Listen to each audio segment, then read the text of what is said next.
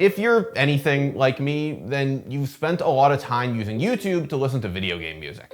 For years, listening to game music on services like Spotify was basically impossible. And while things have gotten better, YouTube is still the best place to go if you want to listen to your favorite game soundtrack. Or it was, until last week, when the biggest, most important uploader of video game music on the entire internet got buried in over 3,000 copyright claims and deleted his channel.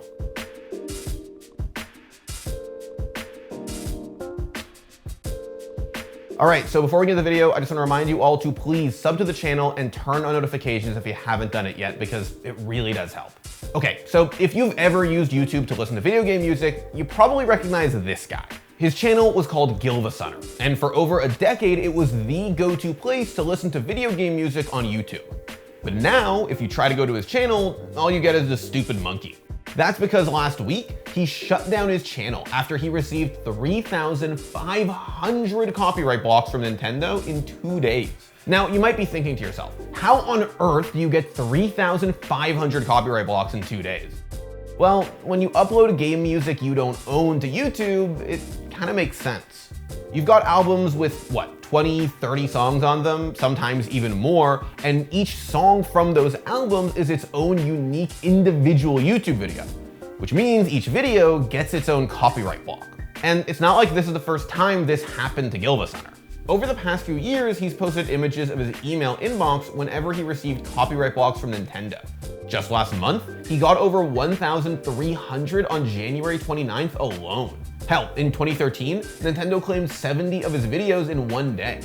Now, obviously, Gilvasunner never owned any of the music he was uploading, and Nintendo was well within their rights to take his videos down.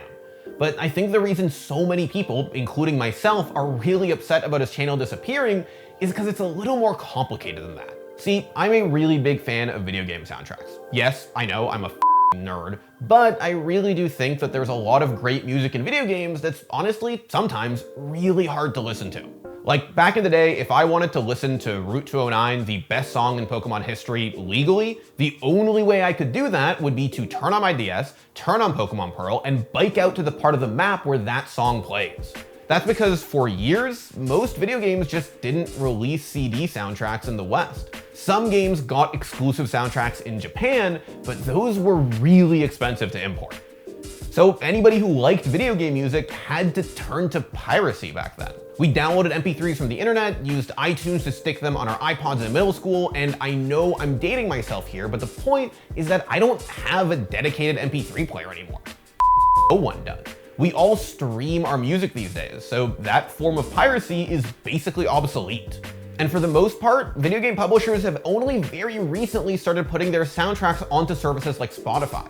It's amazing that so much stuff is there, but a lot of songs aren't, specifically songs owned by Nintendo. Which is why, for basically as long as YouTube has existed, there have been channels dedicated to uploading video game music. For those of us who want to listen to our favorite songs but don't have dedicated MP3 players anymore and don't want to pay $65 to import a CD box set. Also, what would I even listen to a CD on these days? I haven't had a CD drive in my computer since 2014. Anyway, my point is that there are hundreds, if not thousands, of channels on YouTube dedicated to ripping and uploading video game music, specifically Nintendo music. And Gilvasunner was by far the biggest. Before he took his channel down, Gilvasunner had 6,400 uploads, 1.5 billion views, and was doing around 19 million views a month. Basically, Gilvasunner was kind of huge. And now the original Gilvasunner channel is gone, literally wiped off the face of YouTube. I know that ultimately there are a ton of other channels you can go to listen to video game music, including some of the very tracks that got copyright blocked on Gilvasunner's channel. But I think what the channel's deletion represents is really important. Like I said earlier, there was this era of YouTube where it was just the Wild West. Everyone was uploading movies and TV shows and music they didn't own, and it lived alongside home movies and reaction videos like the weirdest internet library. Over the years, YouTube decided they wanted to make money, so they started to run ads and clamp down hard on piracy. And while I get it, I think what it's led to is kind of sad. There is no good, convenient, legal way to listen to music from Nintendo games right now. For years, that was also true about music from companies like Square Enix, Capcom, and Sega, but these days, if you search Spotify, you'll find plenty of the greatest video game albums of all time. Meanwhile, if you search for Nintendo music, all you get are crappy covers. YouTube is the place to go if you want to listen to Nintendo's contributions to this art form. I know it sounds like I'm standing here defending piracy, but I literally am. The fact of the matter is, the community saw that Nintendo wasn't doing a good job of preserving their own history, so they took matters into their own hands.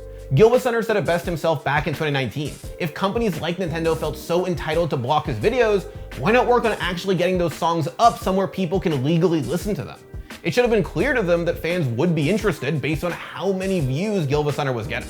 Oh, and while we're talking about Nintendo, let's do a quick aside. There was a thread going around last week of people speculating that the Nintendo that blocked Gilva Center's videos might not have actually been Nintendo, but instead was a troll pretending to be them. YouTube has since stepped in to confirm that it was actually Nintendo that put out the thousands of claims on Gilva Center's channel. And I wanted to bring this up because, one, it's important to clear the air so everyone knows what's actually going on here, but also because, two, this is absurd. This is one of the biggest gaming companies in the world going after one random Dutch dude's YouTube channel. Obviously, they feel like they have to do this for legal reasons, but come on. Gilva Center is not the first person to upload game music he didn't own to YouTube, and he is definitely not going to be the last. At least not while companies like Nintendo are being weird holdouts about getting their music onto platforms people actually use. What are they going to do? Keep sending thousands of copyright strikes to random YouTube channels anytime a new one pops up? This channel wasn't Gilva Center's livelihood. I can't imagine he made any money off of it at all. But I bet the reason he kept it running for over a decade was because he, and anybody who ever ended up on his channel after searching for a random song, loved listening to video game music. So this is just gonna keep happening. Either until they finally kill the old YouTube and break people's love for video game music, or until companies like Nintendo wake up, realize it's 2022, and start uploading things themselves. Yeah, I was thinking maybe Ludwig. Saying at 90 million views, that's half of this YouTuber, you know. Ludwig does 31 million, so that's not it. Holy shit, ow!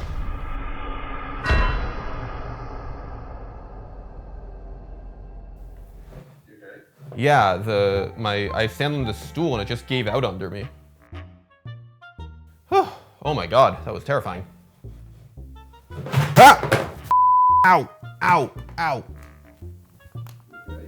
Yeah, I am fine. I think this stool has maybe served its purpose in life.